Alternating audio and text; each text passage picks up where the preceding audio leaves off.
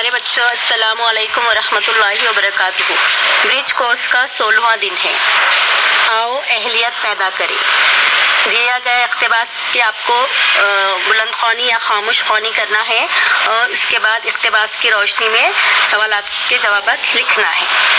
دیکھیے اقتباس، پہلے آدمی گھر میں رہتا تھا اور ضرورتاً سڑک پر جاتا تھا۔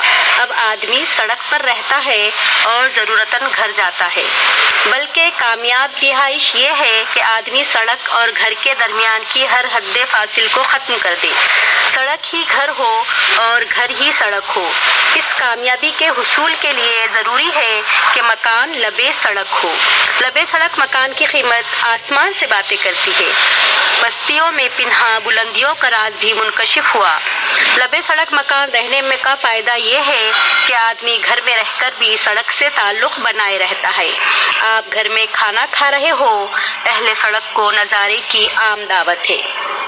یہ اقتباس پڑھ چکے۔ اب ہم دیکھیے سرگرمی ایک، اقتباس کی روشنی میں ذیل کے بیانات مکمل کیجیے۔ پہلا ہے، پہلے آدمی گھر میں رہتا تھا۔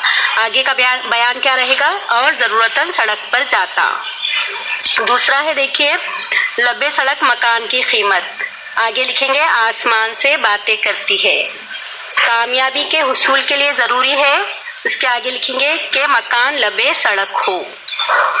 اس کے بعد دیکھیے سرگرمی 2، بتائیے کہ بقول مصنف کامیاب رہائش کیا ہے؟ بقول مصنف کامیاب رہائش یہ ہے کہ آدمی سڑک اور گھر کے درمیان ہر حد فاصل کو ختم کر دے۔ سڑک ہی گھر ہو اور گھر ہی سڑک ہو، اتنا لکھیں گے اس کا۔ اس کے بعد آؤ مشق کریں۔ مندرجہ ذیل لفظوں کی ضد والے الفاظ اقتباس سے تلاش کر کے لکھیے۔ شروع، اس کی ضد ہے دیکھیے اقتباس میں ختم، ناکامی کی ضد کامیابی، بلندی کی پستی اور زمین کی آسمان۔ اس کے بعد سوال ہے، درج ذیل محاوروں کو جملوں میں استعمال کیجیے۔ آسمان سے باتیں کرنا، تو اس کا ہم مطلب بھی لکھیں گے نہایت بلند ہونا۔ پیٹرول اور ڈیزل کی قیمت روز بروز آسمان سے باتیں کرنے لگی ہے۔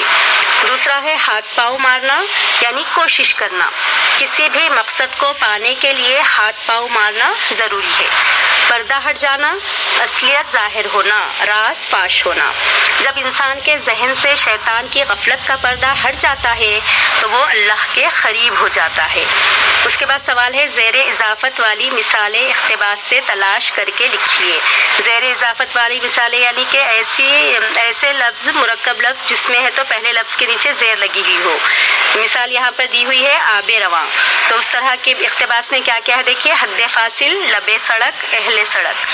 اس کے بعد آؤ تخیلاتی بنے۔